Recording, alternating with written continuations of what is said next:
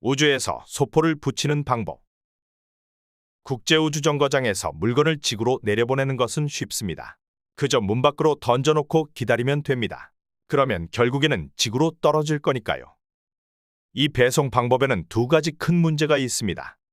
첫째로 당신의 소포는 땅에 닿기도 전에 대기에서 타버릴 겁니다.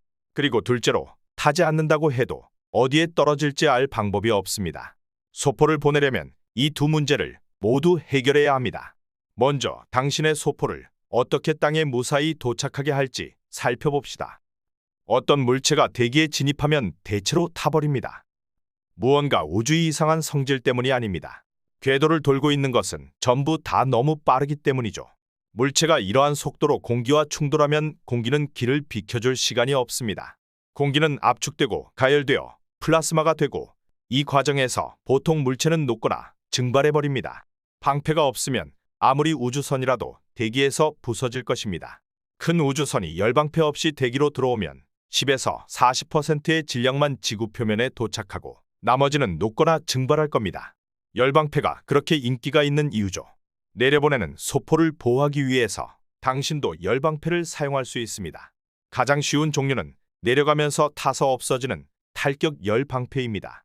이것은 우주왕 복선의 열저항 타일처럼 재사용할 수 없지만 간단하면서 폭넓은 범위의 조건에 쓸 수 있습니다. 이제 방패를 앞에 소포를 뒤에 둔 캡슐을 보내기만 하면 됩니다. 당신은 마지막 착륙을 위해 낙하산을 더하고 싶을 수도 있겠지만 당신의 소포가 양말이나 종이 타월, 편지처럼 가볍거나 내구성이 있는 것이라면 종단 속도로 떨어져도 비교적 잘 살아남을 겁니다. 둘째, 잘 조준해 봅시다. 국제우주정거장에서 손으로 던져진 소포는 여러 궤도를 돌면서 내려갈 것인데 최종 착륙 지점은 통제할 수가 없습니다.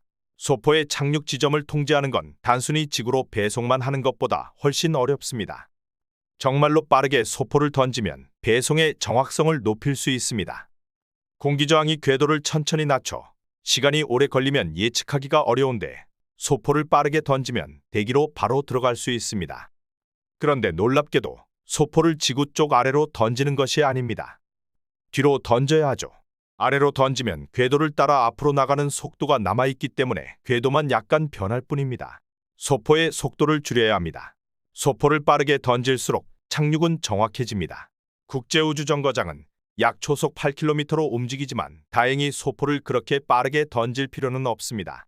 국제우주정거장 고도의 궤도 속도에서 초속 100m만 줄이면 당신의 소포를 대기로 충분히 배송할 수 있습니다. 초속 100m로 던지는 것이 어려울 뿐이죠. 가장 빠른 투수도 초속 50m를 넘지 못합니다. 하지만 골프공은 충분히 빠르죠.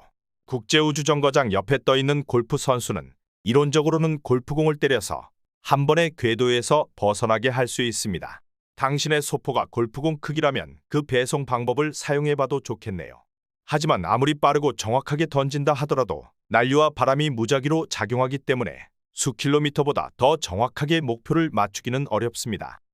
소포를 제대로 겨냥하여 보내는 것이 불가능하더라도 실망하지 마세요. 그렇다고 배송이 되지 않는다는 의미는 아니니까요. 어떤 주소를 쓸 것인지만 결정하면 됩니다.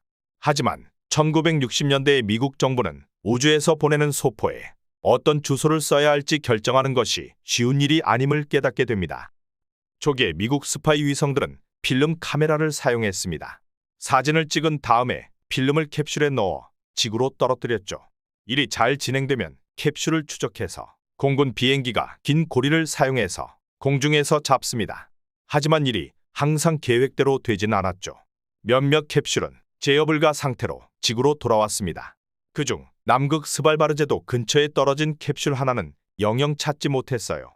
1964년까지는 돌아오는 캡슐의 무서운 서체로 미국과 비밀이라는 글자가 새겨져 있었어요. 누군가 캡슐을 열고 극비 사항인 내용물에 접근하지 못하게 하려는 의도였죠. 하지만 1964년 5월 26일 베네수엘라 해변 위로 떨어지는 잔해가 발견되었습니다. 정부 관계자들은 바다에 빠졌을 것이라고 생각했지만 사실은 베네수엘라와 콜롬비아의 경계에 떨어졌습니다. 그것은 몇몇 농부들에게 발견되었고 그들은 안에 있던 내용물만 가지고 나머지를 팔려고 했어요. 하지만 아무도 사려고 하지 않자 그 캡슐을 베네수엘라 당국에 넘겼고 당국은 미국에 연락했어요. 1964년의 사고 이후 미국은 글자를 새기는 전략을 바꾸었어요. 무섭게 경고하는 대신 그 캡슐을 가까운 미국 영사관이나 대사관으로 가져다주면 보상을 하겠다는 메시지만 8가지 언어로 새겼습니다. 당신의 소포를 발견한 사람이 의도한 수신자에게 전해줄 가능성을 최대로 하려면 매수가 가장 좋은 방법일 수 있어요. 오늘 소개해드린 책은 더 위험한 과학책입니다. 아마존, 뉴욕타임스 30주 연속 베스트셀러였던 위험한 과학책의 후속작으로 나사의 로봇 공학자 출신이자 미국 사이언스 인기 웹툰 작가인 랜들 멀로의 책으로 전작에서는 만약이라는 주제로 과학에 대한 엉뚱한 호기심을 주었다면 이번 작에서는 그 호기심을 실현하는 방법을 과학적으로 풀어 더욱 황당하지만 흥미로운 내용으로 돌아왔습니다. 빌 게이츠도 훌륭하다고 말했을 정도니 과학에 호기심이 있는 당신을 위해 이 책을 추천합니다.